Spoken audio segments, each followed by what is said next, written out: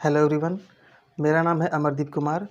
आज की वीडियो में हम बात करेंगे एनसीईआरटी की क्लास थर्ड की ईवीएस की बुक के कुछ खास पॉइंट्स के बारे में, जिनसे टेट के एग्ज़ाम्स में, स्पेशली सीटेट के एग्ज़ाम्स में कुछ क्वेश्चंस पूछे जाते हैं। तो चलिए शुरू करते हैं आज की वीडियो।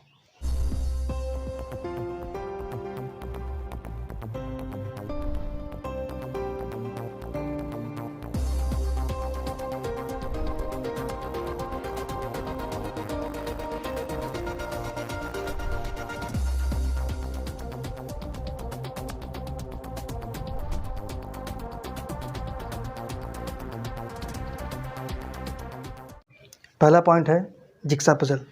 ठीक, जिक्सा पजल क्या होता है कि एक देखा होगा आपने, एक बच्चों को गेम खिलाया जाता है जिसमें एक फिगर को कई पार्ट में काट दिया जाता है, कई पार्ट में, छोटे छोटे पार्ट में कटा होता है, उसको उनको जोड़ने के लिए दिया जाता है, जिसमें उनको दिमाग लगाना पड़ता है। ठीक, उस गेम को बोलते हैं जिक्सा पजल। ठीक, इस गेम के थ्रू बच्चों को सबसे पहले क्या चीज़ें सिखाई जाती हैं? चीज़ों को क्रम में लगाने का शुरुआती कदम होता है ये बच्चों के लिए। ठीक, इस गेम से बच्चे क्या करते हैं, सीखते हैं कि चीज़ों को कैसे क्रम में लगाते हैं। देखिए ऐसे होता है, मान लीजिए कोई एक फिगर है,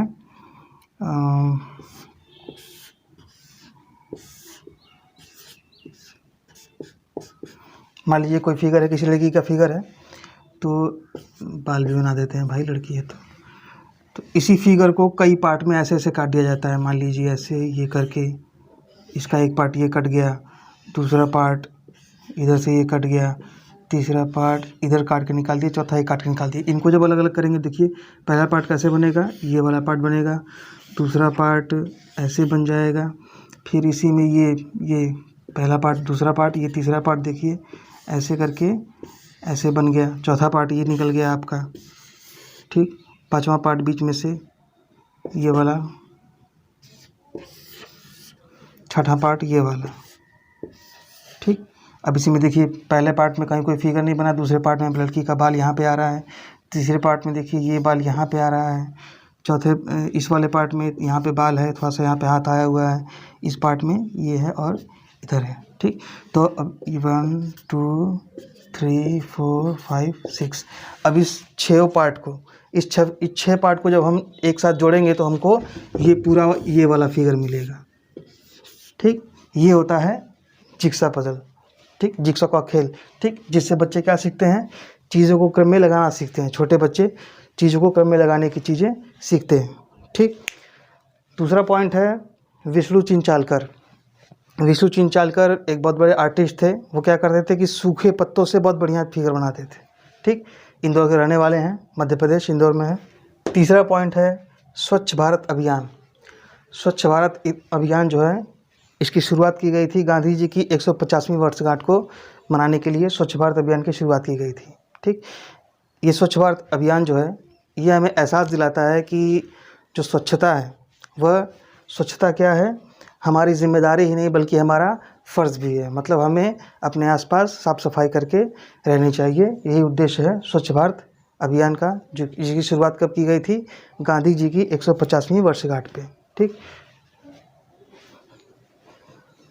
देखिए फोर्थ पॉइंट है चूहा। चूहा क्या होता है कि चूहे में देखने की शक्ति बहुत कम होती है। मतलब ऐसा नहीं कि देख नहीं पाता है, देखता है लेकिन बहुत कम देखता है। देखने से ज़्यादा वो सूंघना, छूना और स्वाद लेना। ठीक, उसमें देखने की शक्ति तो कम होती है, लेकिन सूंघने की, छूने की और स्वाद की शक्ति बहुत ही ज़्यादा तेज़ होती है। ठीक, पांचवा टॉपिक है मैना। ठीक, मैना क्या करती है कि अपनी जो गर्दन है, उसको जब गर्दन आगे या पीछे करनी होती है तो एकदम झटके से ऐसे, है ना, या पीछे ऐसे। ठीक, तो एकदम झटके से अपनी गर्दन को आगे या पीछे करती है। ठीक, बाकी चिड़िया देखते होंगे आप लोग, ऐसे ऐसे ऐसे ऐसे करती रहती हैं सब, है ना, लेकिन मैना क्या करती है कि एक झटके से फटाक से ऐसे आगे करेगी, फट से पीछे करेगी। मैना झटके से अपनी गर्दन आगे पीछे करती है। छठवां पॉइंट है पक्षियों के पंख। अब पक्षियों के पंख क्या करते हैं कि आप लोग जानते हैं, पक्षी अपने पंख से उड़ते हैं। ठीक, लेकिन उड़ने के साथ साथ जो उनके पंख हैं, वो उनके शरीर को गर्म भी रखते हैं। ठीक, उनके शरीर को गर्म रखने में भी सहायक होते हैं। ठीक, और समय समय पर ये जो पंख होते हैं, ये पंख झड़ जाते हैं। ठीक, झड़ने के बाद उसकी जगह पे नए पंख आ जाते हैं। ठीक है, सातवां पॉइंट है लिंगहू फेन। लिंगहू फेन क्या होता है कि एक प्रकार का भोजन होता है जो हांगकांग वाले बड़ा मन से खाते हैं सब। ठीक, इसमें करते क्या है लोग, सांप को ही पका करके निगल लेते हैं, ठीक। लिंगूफेन सांप का बनाया हुआ भोजन होता है, मतलब सांप से बनाया जाने वाला भोजन होता है। हांगकांग वाले बहुत मन से खाते हैं सर, ठीक।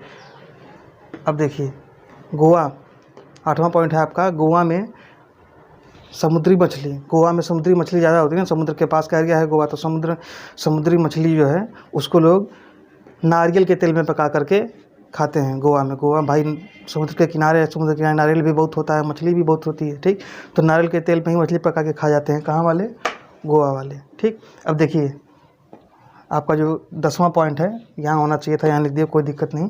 10वां पॉइंट है आपका, सरसों के तेल में मछली पका के खाते हैं। मतलब कौन खाते हैं, तो हमारे यूपी में भी सरसों के तेल में ही पकती है मछली, लेकिन जो कश्मीर वाले हैं इनको जो है सरसों के तेल की मछली बहुत पसंद होती है। हमारे यहाँ तो ज़्यादातर लोग दाल चावल खाते हैं ना, मछली भी कभी कभार खाते हैं, लेकिन कश्मीर में जो है बहुत ज़्यादा पसंद किया जाता है सरसों के तेल में बनी मछली। 9वां पॉइंट है टैपियोका। टैपियोका क्या होता है, ये एक तरह का फ्रूट होता है, समझ लीजिए, जो ज़मीन के अंदर होता है ना। जैसे हमारे यहाँ होता है ना, ये गंजी होता है, शकरकंद बोलते हैं जिसको, ठीक। तो इसको ज़मीन के अंदर उगाया जाता है, वैसे ही टैपियोका ज़मीन के अंदर उगाया जाता है, ठीक। इसको भी पानी में उबाल के खाते हैं लोग। कहाँ के लोग, केरल के लोग, ठीक। केरल में भी नारियल बहुत होता है, ठीक। तो वहाँ टैपियोका ज़मीन के नीचे उगाया जाता है, उसको उबाल करके खाया जाता है।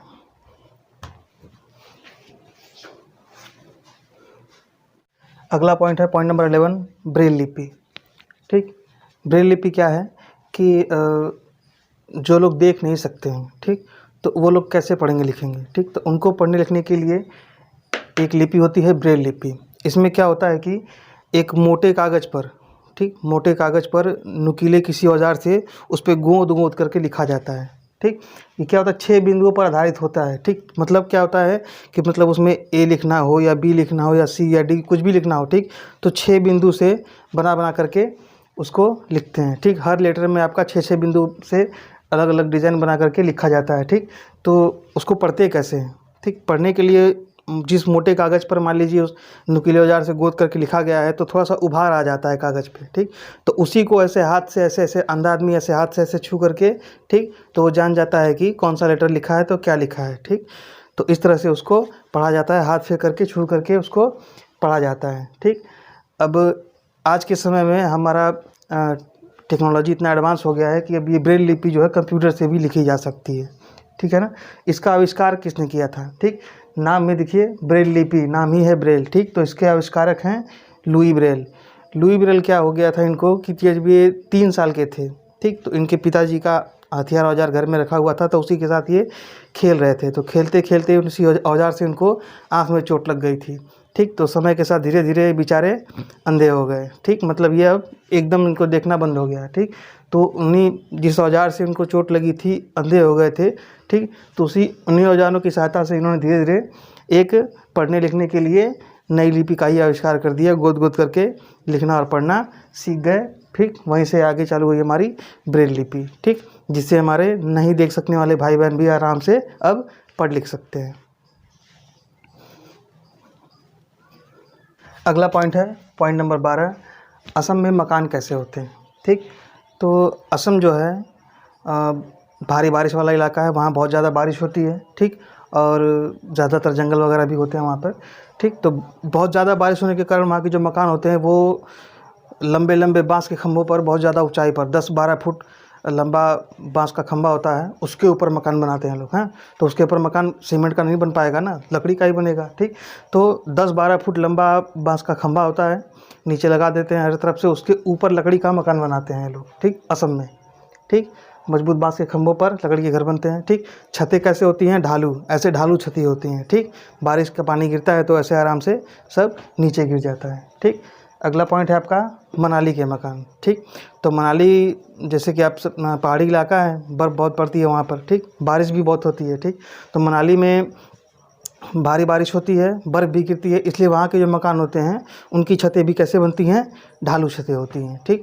छतें ढालू होती हैं। मकान किस चीज़ के बनते हैं, पत्थर और लकड़ी के मकान, ठीक। पहाड़ी इलाका है, पत्थर बहुत ज़्यादा मिलता है तो पत्थर के मकान बना लिए, ठीक। फिर आसपास जंगल भी बहुत होते हैं तो लकड़ी के मकान बना लिए, ठीक। तो पत्थर और लकड़ी के मकान वहाँ पे बनते हैं, छतें ढालू होती हैं, ठीक। भारी बारिश और बर्फ़ गिरने के कारण ढालू छतें मनाली में भी होती हैं, ठीक।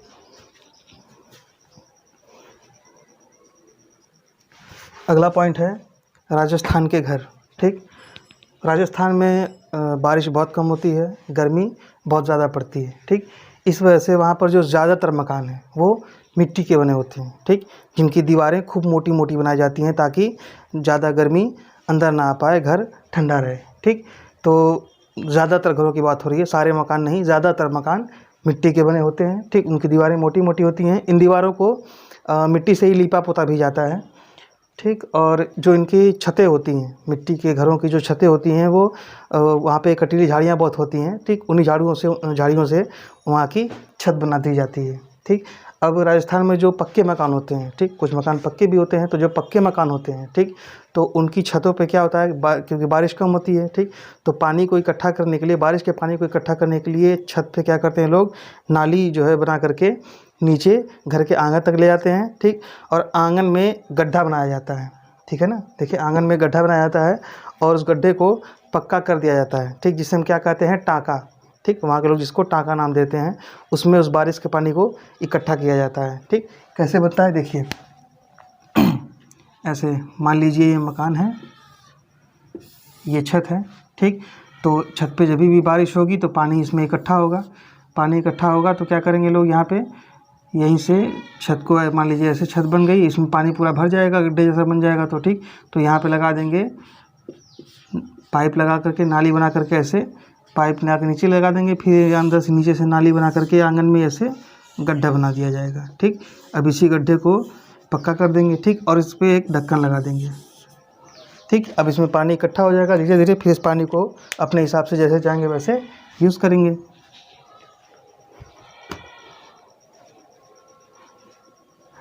अगला पॉइंट है इग्लू। इग्लू क्या होता है, बर्फ़ से बने हुए घर। ठीक, पहाड़ी इलाके जहाँ पे बहुत ज़्यादा बर्फ़ पड़ती है, ठीक, वहाँ पे आप लोग फ़ोटो वगैरह में देखे होंगे, इस तरह का, ठीक, इस तरह का घर होता है, इस तरह का, है ना, इस तरह का मकान। ये दरवाज़ा है और ये इस तरह का गोल जैसा अंडा जैसा घर बना होता है, इसको इग्लू बोलते हैं। पूरा ये बर्फ़ का बना होता है। ठीक है ना। ठीक, अगला पॉइंट है श्रीनगर में कुछ खास पॉइंट्स क्लास थर्ड की बुक में है आपके। क्या क्या वो खास पॉइंट श्रीनगर के बारे में, देखिए एक झील है वहाँ पे जिसका नाम है चार चिनारी। श्रीनगर में झील है चार चिनारी। इस झील में हाउस बोट चलती हैं। ठीक, और श्रीनगर में जैसे हमारे यहाँ चाय पीते हैं ना, वहाँ पे पीते हैं कहवा। ठीक, इस कहवे में क्या पड़ता है, इलायची और बादाम। ठीक, इलायची और बादाम डाल के लोग कहवा बना करके पीते हैं। ठीक, तो ये थे कुछ खास पॉइंट्स जो आपकी क्लास थर्ड की एनसीईआरटी में है, ईवीएस वाली बुक में। अब जो मेन जो पॉइंट्स हैं वो बस इतने ही हैं। ठीक, पूरी आपकी ईवीएस की बुक में क्लास थर्ड की एनसीईआरटी की इतने ही मेन पॉइंट्स थे जिनसे कि क्वेश्चन बनते हैं आपके टेट सीटेट वाले एग्ज़ाम्स में। ठीक, तो इसी के साथ वीडियो ख़त्म होती है।